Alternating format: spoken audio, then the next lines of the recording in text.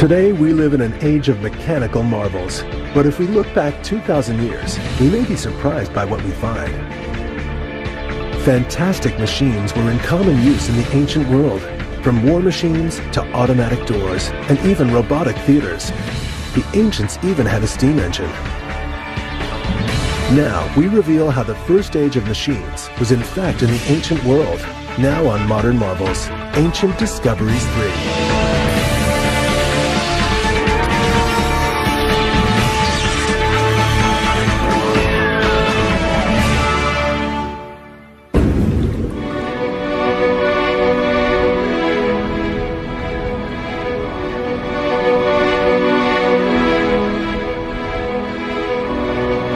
We have for centuries marveled at the world of the ancient Greeks. A world where the human mind was set free to look beyond the everyday drudgery of life and think of greater things. A time of science, art, and philosophy, dazzling new ideas that they would export to the rest of the world. And at the heart of this age of wonder stood a great city. Not in Greece or Italy, but here on the coast of ancient Egypt, in a place called Alexandria. While the Romans thought of war and the Greeks thought of philosophy, in Alexandria they thought of thought itself. These halls once echoed to the footsteps of Plato, Aristotle, and Archimedes. But you might also have found another less well-known face here. He was not a philosopher or poet, but an inventor, and he almost started an industrial revolution 2,000 years ago. They called him Mechanos, the machine man, but we know him as Haran of Alexandria. 2,000 years before the modern day, Haran was building his own machine age and in the process creating devices that still amaze us today. Haran lived in Alexandria at a time when it was the most cosmopolitan city on earth. This beautiful city, once home to the legendary Queen Cleopatra, was the brains behind the classical world. Great minds from across the world were drawn here to trade in the most valuable of commodities, not gold or slaves or corn, but knowledge. The great library was the bank for this knowledge. Here were gathered together all the writings of the Greeks, Romans, Egyptians, and more. Halls piled to the ceiling with scrolls of mathematics, philosophy, geography, and history, all vying for space with plays, fables, songs, and poems. Today, hardly any of these works survive, and we can only dimly imagine what wonders once lay in Alexandria. But we do know that hidden in its vaults lay the plans for the most extraordinary machines ever created. The Great Library at Alexandria was, I think, the intellectual powerhouse of the ancient world. It was the largest and the best library in the Mediterranean. If you were looking for any particular book, there was always a good chance that you could read it at Alexandria. Attached to the library at Alexandria was an institution called the Museum. Not a museum as we would imagine it, with objects on display in glass cases and cabinets. Museum was a place to muse, to think, to discuss, to invent. Many of the professors in the museum had written the greatest books in the library. Some devoted their energies to figuring out how the world worked, and some spent their time planning, devising, and building inventions.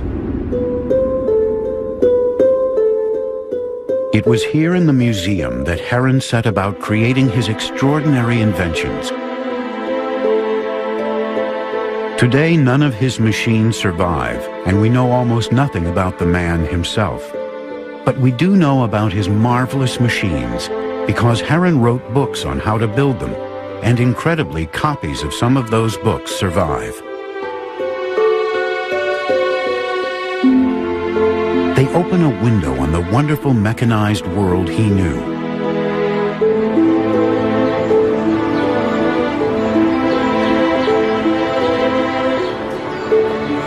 Stored in one of the modern world's great repositories of knowledge, Oxford University, it is still possible to find a copy of one of Heron's books. It is a rare document which gives a tantalizing glimpse of surprising ancient machines.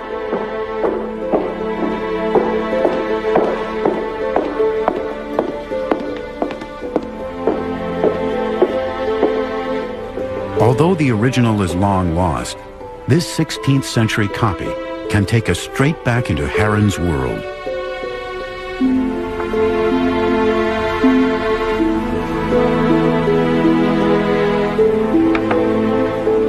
Within these pages, this master mechanic described his inventions and the sort of places you might find his robotic devices.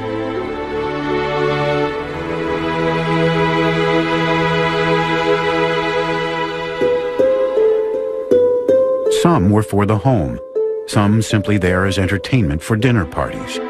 Others whirred and clanked away in theaters, producing amazing special effects. But the most likely place to find one of Heron's machines wasn't in either of those places. It was in the temples.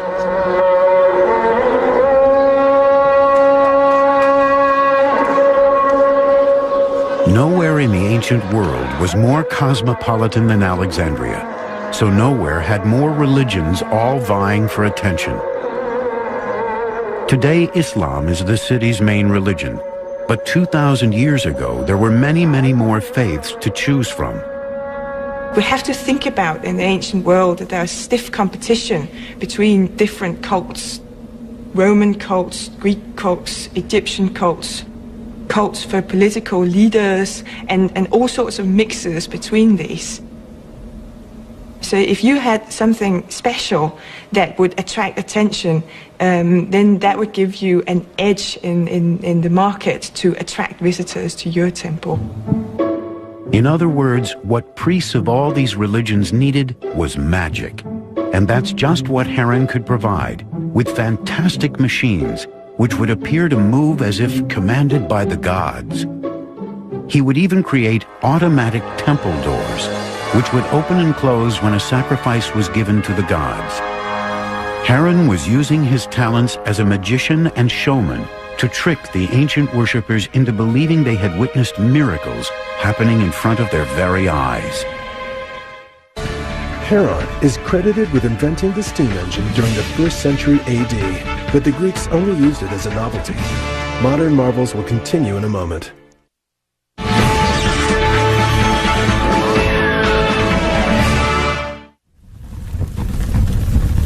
One of Heron's most ingenious machines was his automatic temple doors. The idea was simple but brilliant. As a priest and congregation approached their temple, the doors would magically open to welcome them inside. In front of the huge closed doors of the temple, the priest would theatrically step forward and light a fire on an altar by the doors. Beneath this altar, an amazing array of pipes, containers, and weights would then swing into play, unbeknown to the expectant congregation. Water flowed unseen into buckets that counterweighted the huge doors.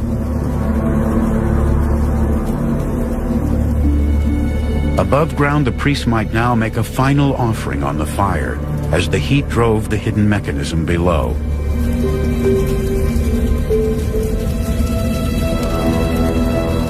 Then suddenly, as the counterweights filled, the doors slowly creaked open as if the gods were pleased with the sacrifice.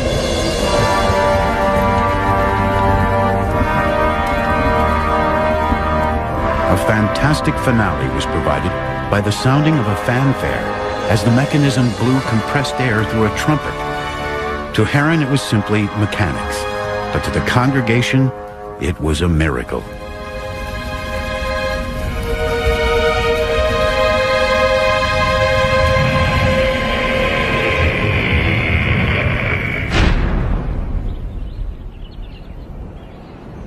There could have been few better ways to impress your audience. And there is evidence that even the great temple at Ephesus in Turkey, one of the wonders of the ancient world, may have been fitted with these automatic doors.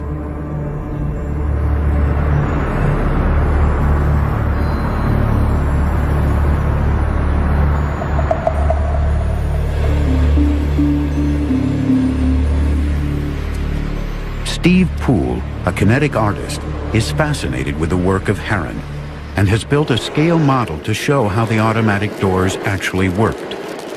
A cylinder of air is heated using fire. The air inside expands and travels through a tube into a container of water, in this case a red canister. The hot air pushes the water out of the canister and into another container which gradually fills.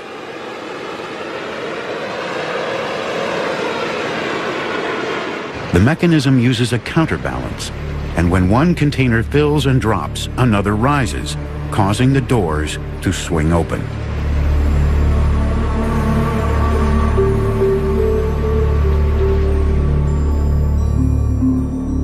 It is a simple machine, but an extremely effective one, and one which shows Heron had mastered the elemental forces of water, fire, and air. When the altar fire was extinguished, the air cooled and drew water back out of the container, so it rose and closed the doors.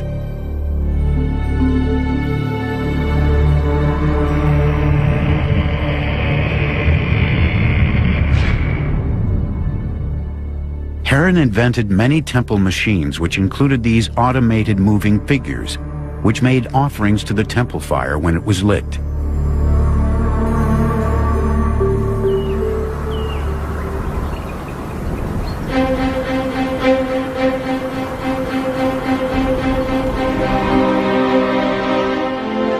Of course, it was one thing to persuade people to come into your temple, but quite another to persuade them to part with their money.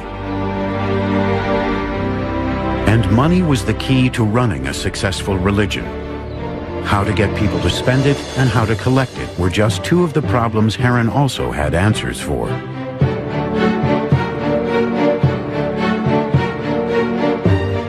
This is the first, a holy water dispenser. It was the world's first coin-operated slot machine.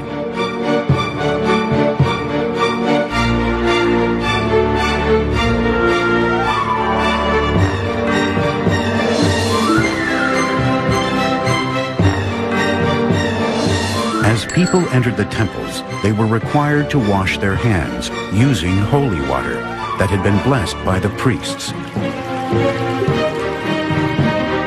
Blessing and selling holy water was time-consuming for the priests, so Heron invented a machine that made their lives easier and was more efficient. When a worshiper placed a drachma coin in the top, out came a precisely measured cup full of expensive but holy water.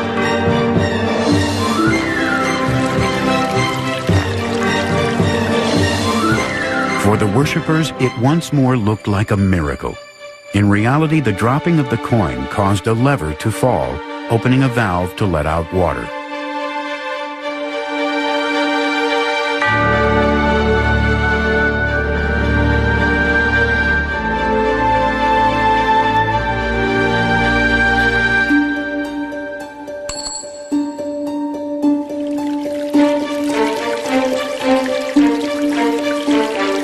For those who could see the inside, it was simply another mechanical marvel. But for the eager audience, it was pure magic.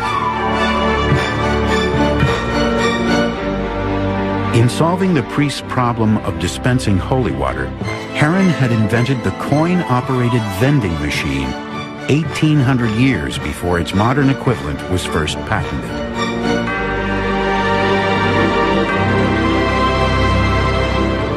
Other miraculous machines may also have helped to bring in the worshippers, such as this replica in a major exhibition of ancient technology in Athens.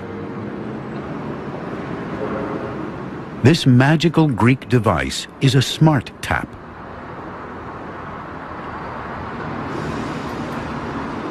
As water is taken out with a cup, it automatically fills itself back to the right level. This type of simple miracle machine may well have provided the inspiration for Heron's water dispenser.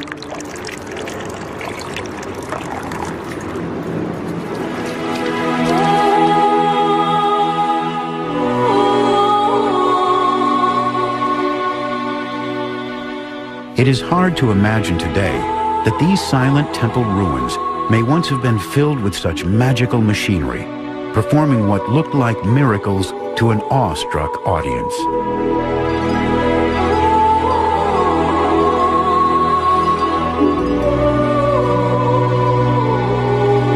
These were huge temples, some of the wealthiest and the most splendid in the ancient world. Heron's automatic inventions would have added further to the sheer sense of splendor and awe that any worshipper would have experienced. But Heron had one more money-making device for the temple priests, one which would allow worshippers to think they were talking with the gods, but which was in fact much more dishonest.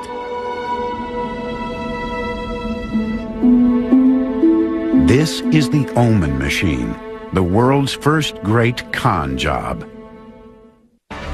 Heron's most famous mathematical work is Proposition 1.8, which calculates the area of a triangle based on the lengths of its sides. Modern marvels will continue in a moment.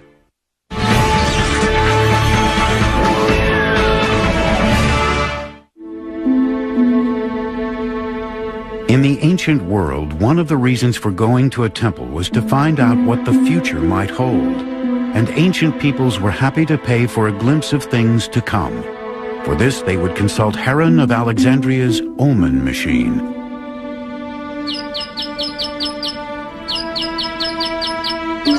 Someone coming into the temple which was equipped with one of these devices would not, of course, see all the workings. As they walked into the gloom of the interior, they would see just this wheel and a mechanical bird. After paying a suitable fee, they could ask the god a simple yes or no question. Turn the wheel and the bird would either sing or not. The god had spoken. But of course it was not the gods who had made this bird sing, but Heron.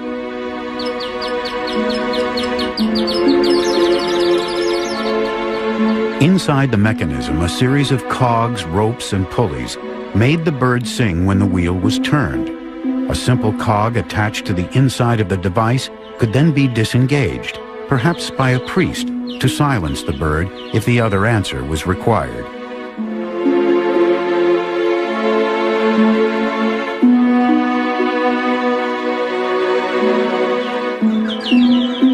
Singing gave one answer, not singing the other. The priest could choose which was most appropriate. It is the oldest mechanical confidence trick in the world.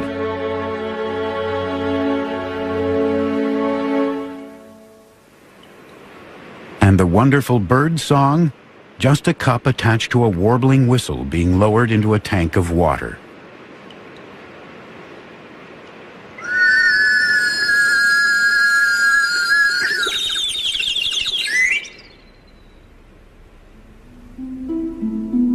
Sound was the key to many of Heron's inventions, from his Omen machines to his elaborate windmill-powered musical organ. But getting it all to work together is much harder than it might seem.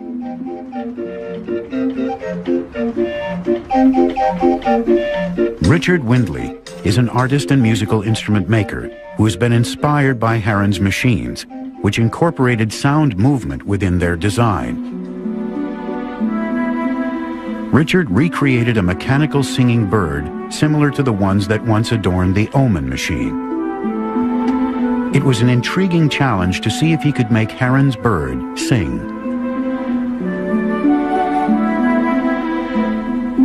The drawings of Heron which I discovered and the writings, which are sort of fairly descriptive but rather tantalising, give the basic outlines of how he managed to get these things working. This machine uses the siphon mechanism, the same concept which flushes modern toilets. Water is poured into the top, and when it reaches a certain point, the siphon action sucks out water at high speed. This fast-flowing water pushes the air in the pipes and forces it upwards. It causes a warbling whistle to sing and opens and closes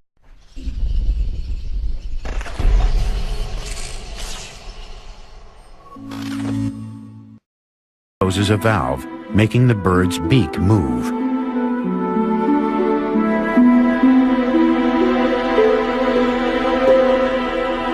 This is a very simple version with just a single bird, but if we talk about sort of whole flocks of these things, perhaps 6 or 8 or 10 of these things all being driven by water pressure, then, you know, the effect would be staggering, particularly to probably a public that were not technologically knowledgeable.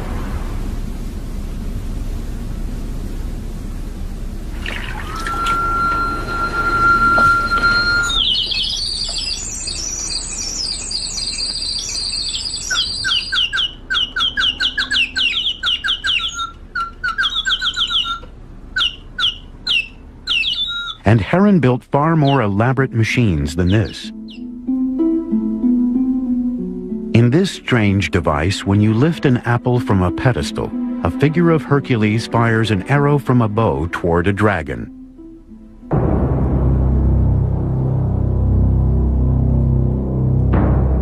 One time when Heron's omen machines were in particular demand was during war, a frequent event in the ancient world.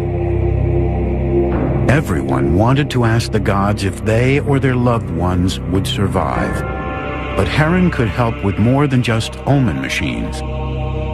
In Alexandria, he had read treatises by Archimedes, Ctesibius, and Dionysius on building war machines.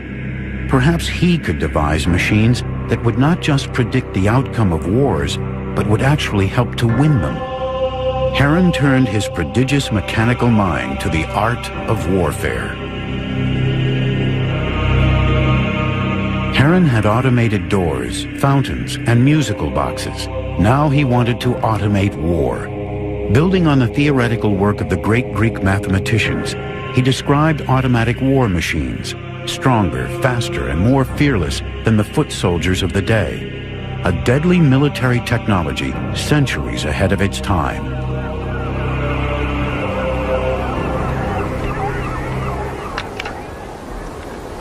Alan Wilkins has been using ancient descriptions of war machines to try to rebuild these fearsome devices. This is a Greek catapult, but it is no ordinary weapon. This is the Polybolos, the multi-shooter.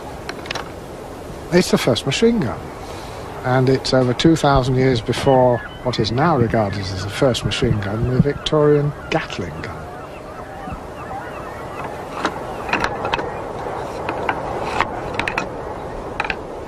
This ingenious weapon had many unique features. It was one of the first uses of a chain mechanism anywhere on Earth. It could fire a bolt further and harder than any man. And most terribly, it could fire bolt after relentless bolt without rest. The Roman army in particular had an interest in such lethal devices. With a huge border to defend, such weapons offered them a distinct advantage. From the Roman perspective, men like Heron could help to hold the empire together.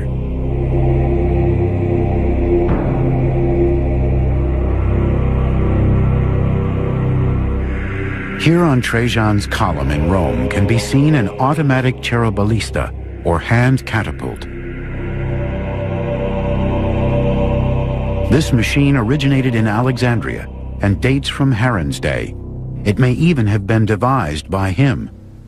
Alan Wilkins has built a working model.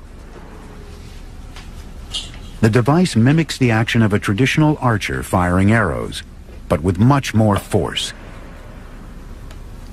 It is a primitive military robot.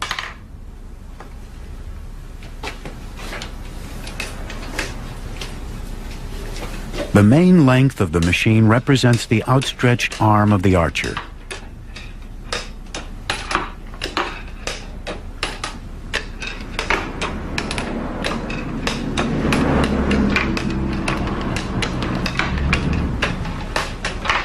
A double-handed cranking system then draws the string back, clamped between two metal hooks.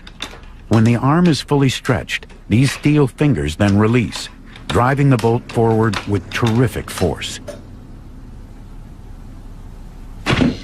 Alexandria, of course, received a tremendous boost. By Heron's day, it was, of course, a Roman province, and the Romans obviously backed this research there. They continued to want to use engineers like Heron because they knew they were the best. Many devastating war machines would have been used in battle, but others were developed as prototypes for future use. Here are these Alexandrian engineers thinking up all these ideas which are a couple of thousand years before they can ever be realized. They didn't allow the limitations of their own technology to limit their ideas.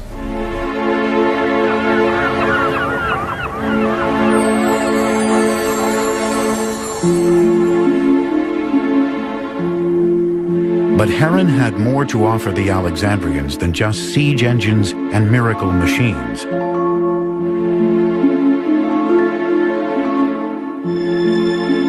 He wanted to entertain them, and to do that he chose a place where anything could happen: the theater.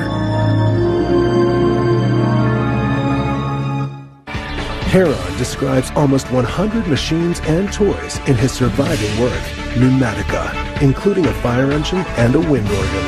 Modern marvels will continue in a moment.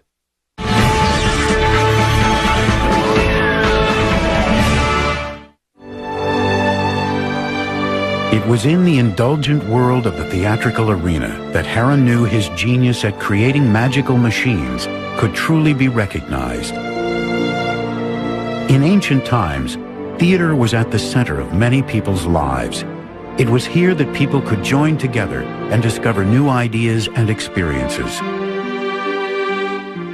Theaters such as this vast one at Epidaurus still stand as a testament to their enduring popularity with the people of the classical world. This was as close as the ancients got to cinema, their very own field of dreams.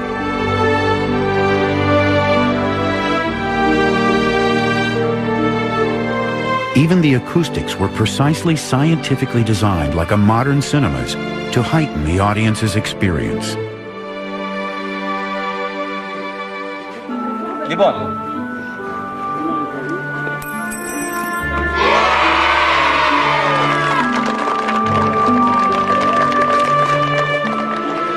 For the classical world, theater was of huge importance and had been for centuries. The audiences flocked in huge numbers to the theater, which in a sense was the form of mass communication of the day. There were elements of politics, culture, even religion played out before a mass audience. Of course, it was hugely attractive to Heron because he had a ready-made audience, an audience which was conditioned, habituated almost, one might say, to going to the theater and enjoying spectacle entertainments there.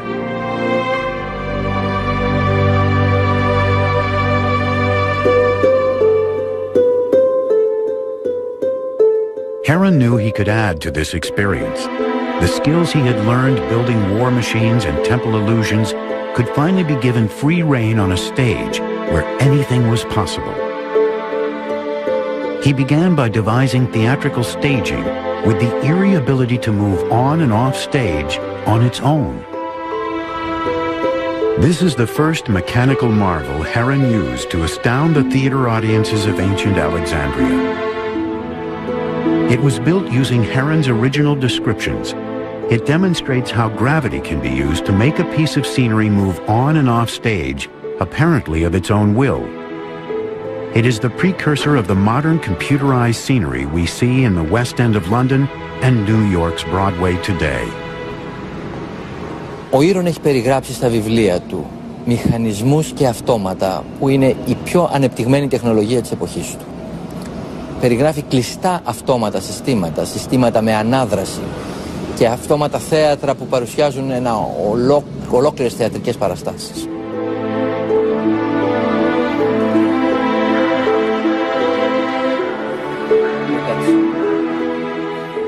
A compartment in the top of the device contained sand, and when it was released through a series of holes, it pulled down a weight. The weight was attached to a rope which was wound around an axle. When the rope unwound from the axle, the device moved forward. When fully unwound, a lever clicked, the weight was lifted, and the device trundled back again.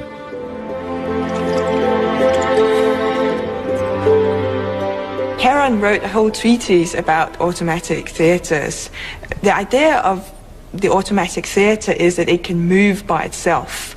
Automaton in Greek actually means a self-mover. Heron is quite interested in making absolutely sure that you make it quite small so that the audience won't suspect that there's actually a person inside the theatre running the show.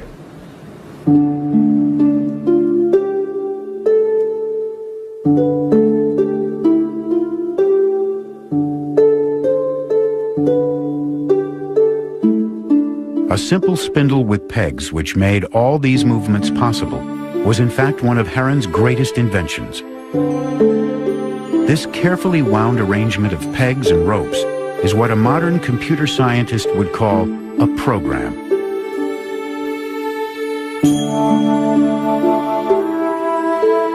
No doubt the audiences at Alexandria's theaters marveled at these moving sets for a while. But as Heron knew, audiences are always looking for something new to grab their attention. He had automated the set, but what about the actors? This would be his next bold step, to create an entirely automatic theater production, with automatic sets, actors, and effects that would run on its own for over 20 minutes.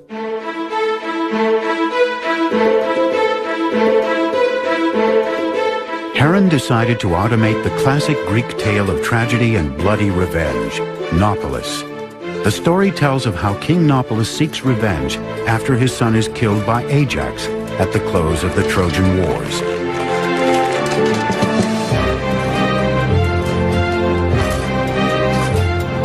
The play begins with 12 characters repairing a warship, all moving automatically.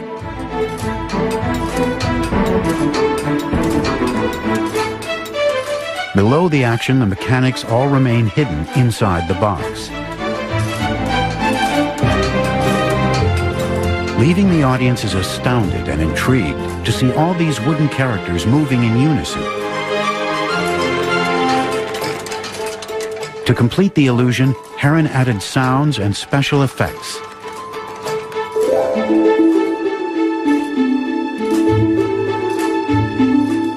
Scenes changed and backcloths dropped automatically, providing a new background for each piece of the action in turn.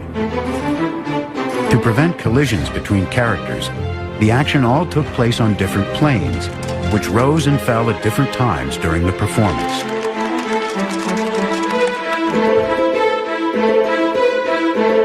Powering the whole pageant was a system of weights and ropes, sand glasses and seed hoppers, utilizing gravity to provide the required energy.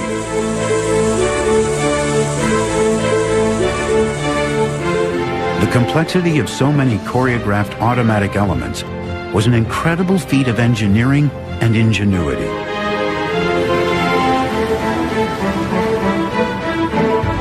As the ship in the story encountered a storm, Heron used an automatic thunder machine to shake some fear into the audience.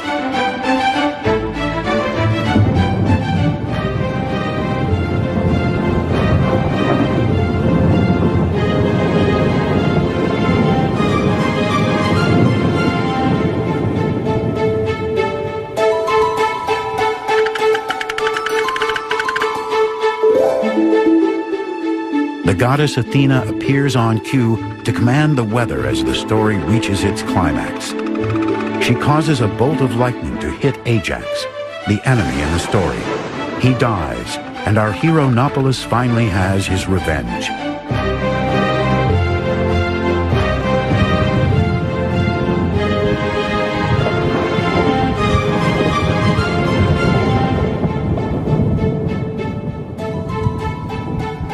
As the final sounds rang out around the theater, the first time this play was performed, the audience must have been enraptured by the spectacle in front of them.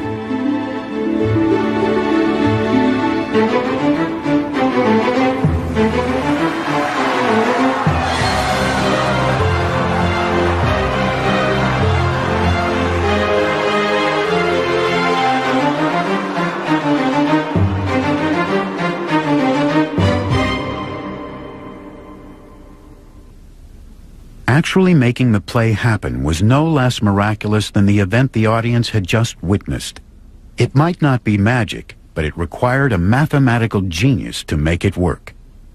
Timing every element of the story correctly, calculating the exact weights for balances and counterbalances, the speed of the cogs and the order of the scenes would baffle many engineers today and was perhaps miraculous in itself.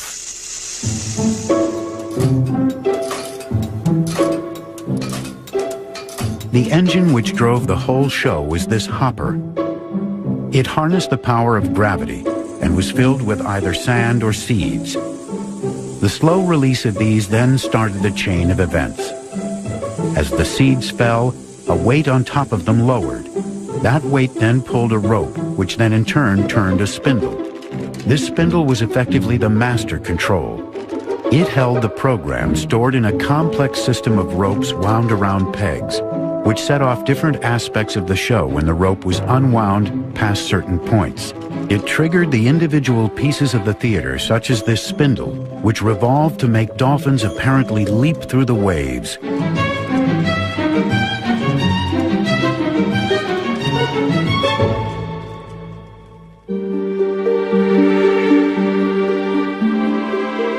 In Alexandrian theaters like this, crowds may once have gasped as roars of thunder and flashes of lightning emerged from the strange automatic theater on stage and reverberated around the auditorium. The theatre in Alexandria, I think, was at the centre of the city's life. Also, and importantly, before the highly critical audience in the theatre at Alexandria, reputations were won and lost. And it's in that highly competitive context that we should see Heron of Alexandria's spectacular stage devices. These were devices meant to wow the audience. It's difficult to recapture something of their impact, but I imagine that it was like watching the first talking movies at the beginning of the 20th century. Something that would make you want to come back to the theatre, something that would make you remember Heron of Alexandria as an inventor. Heron was an entertainer and a flamboyant inventor. While many of Heron's designs were intended to either impress worshippers in a temple or to entertain audiences in a theater, some were mechanical toys or novelties built simply for amusement in the home. But one invention could have changed the world forever. It's a steam-powered engine, invented by Heron thousands of years before its time. Heron's work Catoptrica deals with his study of light and mirrors. In it he states that vision results from light rays emitted by the eyes, and that these rays travel with infinite speed.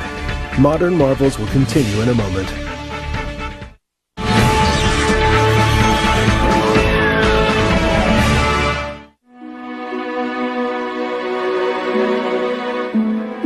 Heron had discovered the power of fire, water, and air, and finally he combined his knowledge to create steam power.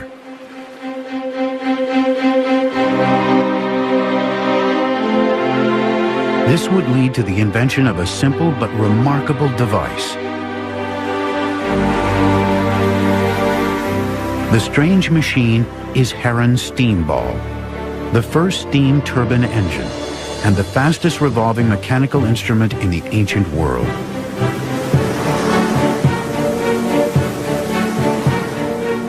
Heron was just half a step away from inventing the steam engine. He knew the principles of steam power. He had designed a revolutionary device. What might have happened if he'd taken that extra half step?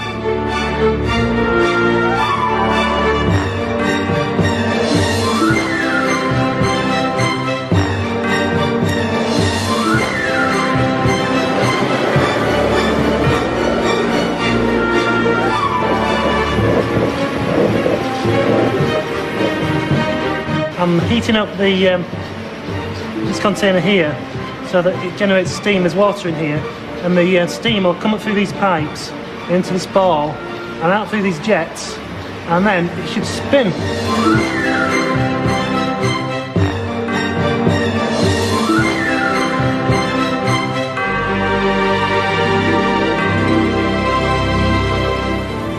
It was a sight to behold.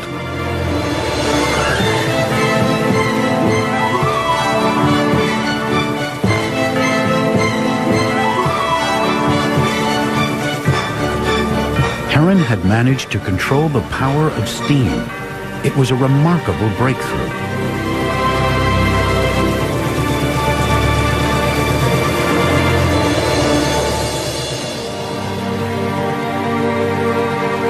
This device could perhaps have started an industrial revolution 2,000 years ago.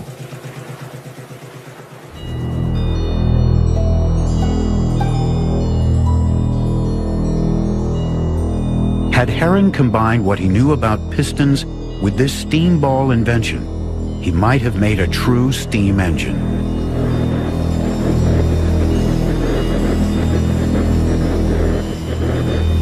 The invention of the steam engine in 1721 ushered in the Industrial Revolution, bringing in its wake mass production, high-speed travel, and the birth of the age of the consumer. The modern world was forged by the steam engine. But how would the world look today if that giant leap had been taken by Heron nearly 2,000 years earlier?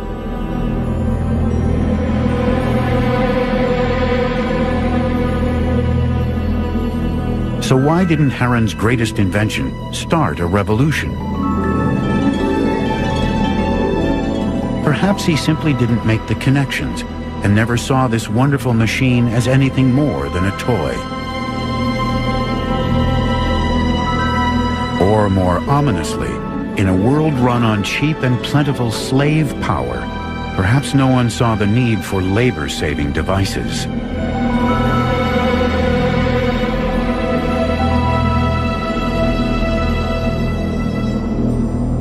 It's fascinating to speculate how the world might be different today if we hadn't forgotten Heron of Alexandria and his wonderful inventions, if they'd been embraced rather than rejected by medieval scholars.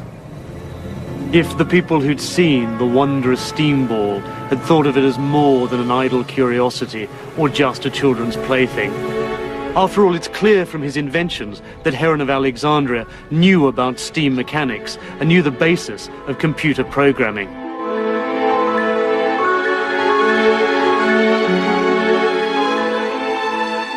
There's an interesting scholarly question, which is, you look at Heron's writings and those of his contemporaries, and we feel they're almost approaching technological liftoff. That in another generation or two, with the steam engine and other inventions in the wake of that, we might almost have been facing an industrial revolution taking place 2,000 years before it actually occurred.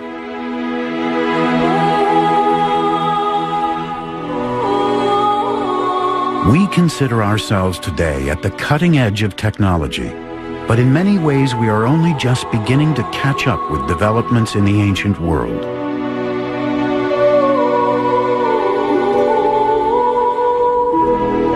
"2,000 years ago, there was a world more familiar and more advanced than we could have imagined.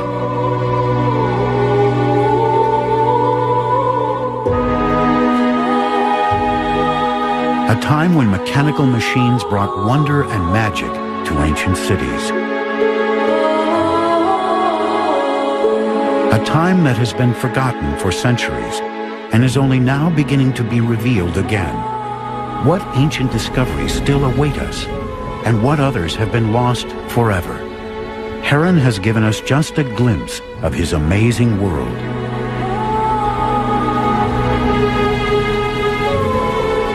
But what could our world have been like today if we had not forgotten Heron of Alexandria?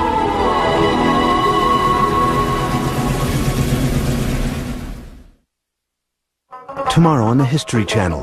Way back in the day, historians came up with a list of superhuman achievements, the must-sees of the ancient world. The Pyramid at Giza is the largest and oldest of all. Can you name the other 6? The 7 Wonders of the World. Tomorrow at 8 on the History Channel.